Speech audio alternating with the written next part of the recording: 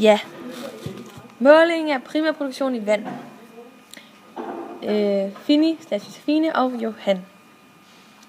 Det man kan se på det her skema, det er nogle flasker, der er blevet sænket ned i vandet, ned i vand, og der er mørke flasker og lysflasker. Ja, ud igen. Det blev lidt for meget. Godt. Og så er der så sigtdybde, det er altså betegnet som V, som man kan se over i højre side.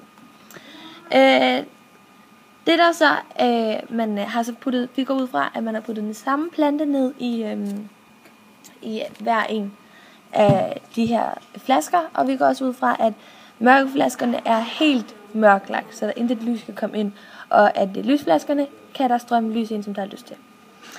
Så det vil sige, at når planterne, som er nede i de her flasker her, de må så optage noget CO2, og så lave noget O2. Så den flaske, der har mest O2, har så der får mest CO2, og der producerer mest O2, det må også være de flasker, der er energi nok til at lave fotosyntese. Og det må også være de flasker, går ud fra, der får lys. Samt at vandoverfladen, dem der ligger i vandoverfladen, de får mere lys, og det vil sige mere lysenergi, end dem der ligger længere ned mod bunden. Ja. Og så går vi ud fra, at mørkeflaskerne vil nok lave noget mere respiration, imens de andre vil danne noget mere lyseproduktion. Ja. Ja, så det her, det viser et skema over, hvad der så er sket efter noget tid. Og i midten kan vi se initialflasken, som er det udgangspunkt, som der har været både i lysflaskerne og mørkeflaskerne. Okay. Og som man kan se, så er iltindholdet i lysflaskerne steget, og det vil sige, at der er blevet lavet noget fotosyntese, og i mørkeflaskerne, der er iltindholdet faldet.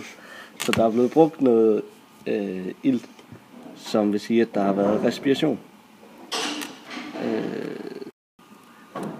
Okay. Og ude i venstre side, der kan man se bruttoprimær venstre side. Ja, undskyld. Der kan man se bruttoprimærproduktionen, som dækker over nettoprimærproduktionen i lysflasken og respirationen i mørkeflasken lagt sammen. Fordi som vi alle sammen ved, så er bruttoproduktionen det samme som iltproduktionen i lysflasken plus iltforbruget i mørkeflasken. Ja. Ja, så har vi fejlkilder i det her forsøg her. Og som vi var inde på tidligere ved det blå billede, hvor man kunne se, det var billede 1, der kan en af fejlkilderne simpelthen være, at vi har ingen idé om, sådan rigtigt, om mørkeflaskerne er fuldstændig mørklagt. Og om lysflaskerne er fuldstændig ligesom sådan lyse, at man kan se igennem, og solen kan strømme ind. Plus, at man skal også være opmærksom på, at der måske kan være mikroorganismer og sådan noget, der måske kan fise ind i de her flasker her. Og så kan deres respiration for eksempel påvirke resultaterne. Ja. Så det var det. Tak for i dag. Tak for i dag. Se med næste gang. Præcis. Ja, det gør jeg.